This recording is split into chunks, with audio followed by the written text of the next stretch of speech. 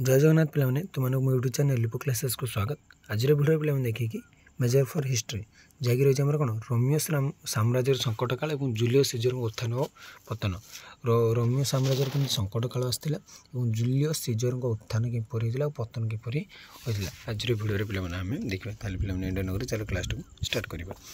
Romeo मान द्वारा अक्टियमर पराजय पर आंटोनी क्लियोपाट्रा मध्य पराजित होते। अक्टियमर पराजय पर आसिले आंटोनी से मध्य पराजित होते। क्लियोपाट्रा मध्य पराजित होते। तापर अगस्टस बा ऑक्टावियन जश गौरव समग्र साम्राज्य निनादित होता।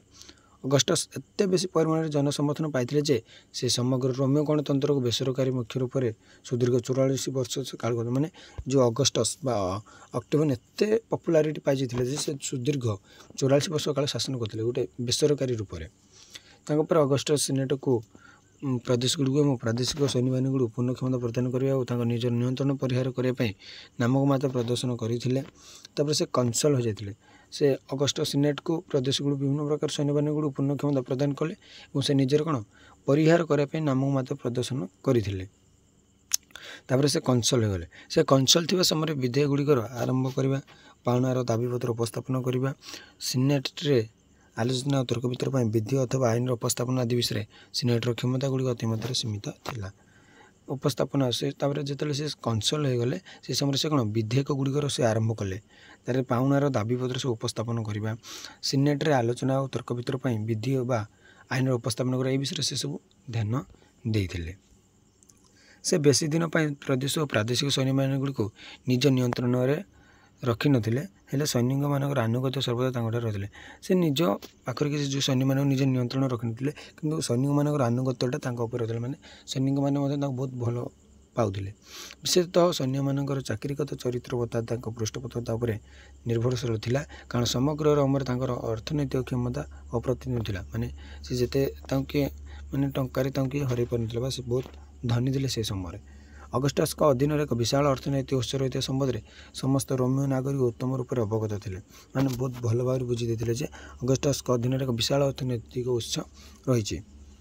इटाली रास्ता मरामती को तैयारी करने निमित्त से अधिक संख्यक सांसद बा सिनेटर को प्रोत्साहित कर विफल होगा जो सीधासल भाव में ख्रीष्टपूर्व 20 व्यक्तिगत रूप से दायित्व नहीं। इटाली जो रास्ता मरामती और तैयारी करने निमित्त से अधिक संख्यक सांसद बा सिनेटर को प्रोत्साहित कर विफल होगले से सीधासलख भाव में कौन ख्रीष्टपूर्व 20 व्यक्तिगत से दायित्व नहीं किए आमर अगस्टस।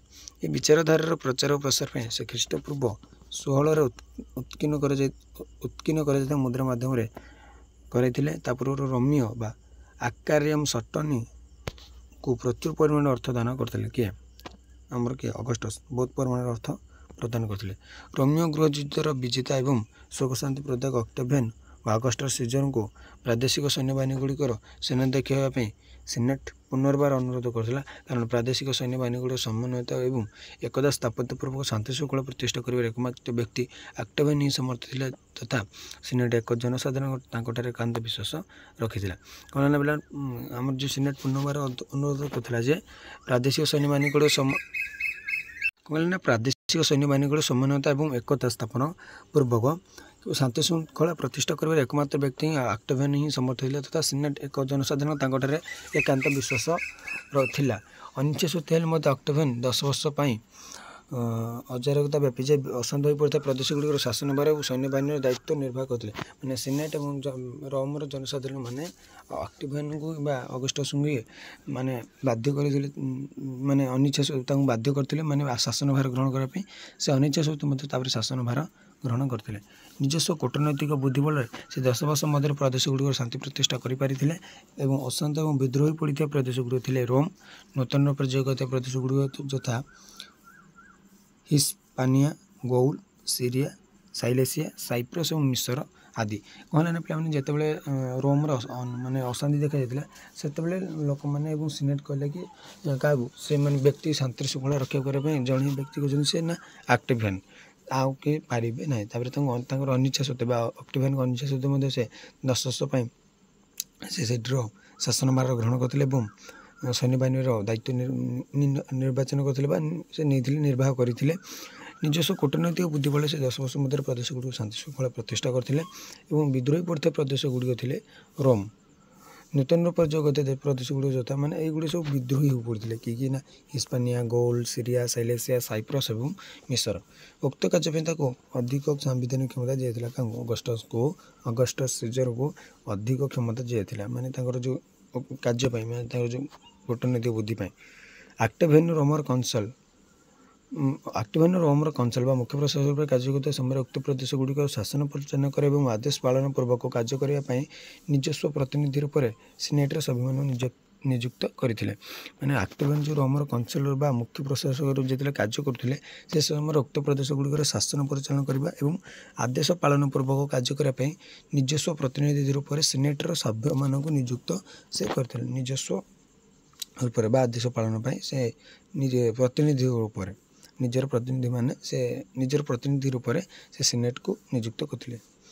ସମୟକ୍ରମେ ଅକ୍ଟାଭିଆନ୍ ରୋମର ସର୍ବଶ୍ରେଷ୍ଠ ଏବଂ ଅପ୍ରତିଦ୍ୱନ୍ଦ୍ୱୀ କ୍ଷମତାଶାଳୀ ରାଜନୈତିକ ବ୍ୟକ୍ତି ପଡ଼ିଲେ। ତାପରେ ଅକ୍ଟାଭିଆନ୍ କ'ଣ ରୋମର ସର୍ବଶ୍ରେଷ୍ଠ ରାଜନୈତିକ ବ୍ୟକ୍ତି ଏବଂ ଅପ୍ରତିଦ୍ୱନ୍ଦ୍ୱୀ। ଖ୍ରୀଷ୍ଟପୂର୍ବ 27 ଜାନୁଆରୀ ମାସ ସିନେଟ୍ ତାକୁ ଅଗଷ୍ଟସ୍ ଏବଂ ପ୍ରିନ୍ସେପ୍ସର ଉପାଧିରେ ଭୂଷିତ କରିଥିଲା। ଲାଟିନ୍ ଶବ୍ଦ ଔଗେରେରୁ ଅଗଷ୍ଟସ୍ ଶବ୍ଦ ନିଷ୍ପନ୍ନ ହୋଇଛି ଯାହାର ଅର୍ଥ ହେଉଛି ଉନ୍ନତି। ମାନେ ଔଗେରିରୁ ଅଗଷ୍ଟସ୍ ଲାଟିନ୍ ଶବ୍ଦ ଔଗେରିରୁ ଅଗଷ୍ଟସ୍ ଆସିଛି ଯାହାର ଅର୍ଥ କ'ଣ? ଉନ୍ନତି। ଅର୍ଥାତ୍ ସେ ଥିଲେ ରୋମୀୟ ଏକତା ଓ ଶାନ୍ତି ପ୍ରତିଷ୍ଠାର ଜନକ, ଯଶସ୍ୱୀ ଏବଂ ଜଣେ ବିଚକ୍ଷଣ କୂଟନୀତି ସମ୍ପନ୍ନ ବ୍ୟକ୍ତିତ୍ୱ। ଅର୍ଥାତ୍ କିଏ? ଅଗଷ୍ଟସ୍ ସିଜର ଥିଲେ ଏକତା କ'ଣ? ଶାନ୍ତି ଓ ପ୍ରତିଷ୍ଠାର ଜନକ, ଏକତା ଓ ଶାନ୍ତି ପ୍ରତିଷ୍ଠାର ଜନକ, ଯଶସ୍ୱୀ ଏବଂ ଜଣେ ବିଚକ୍ଷଣ କୂଟନୀତି ସମ୍ପନ୍ନ ବ୍ୟକ୍ତିତ୍ୱ। ତା ଦେଖି ପିଲାମାନେ ଆମେ ରାଜସ୍ୱ ସଂସ୍କାର।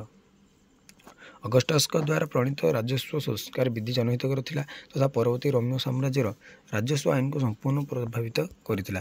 ମାନେ ତାଙ୍କର ଯେଉଁ ରାଜସ୍ୱ ସଂସ୍କାର ଯାକ ସେଇଟା ଜନହିତ କରିଥିଲା ବା ଲୋକମାନଙ୍କର ଭଲ ପାଇଁ ଥିଲା, ଲୋକମାନଙ୍କର ବହୁତ ଭଲ କାର୍ଯ୍ୟରେ ଆସୁଥିଲା। ତାପରେ ପରବର୍ତ୍ତୀ ରୋମୀୟ ସାମ୍ରାଜ୍ୟର ରାଜସ୍ୱ ଆଇନକୁ ସମ୍ପୂର୍ଣ୍ଣ ପ୍ରଭାବିତ କରିଥିଲା।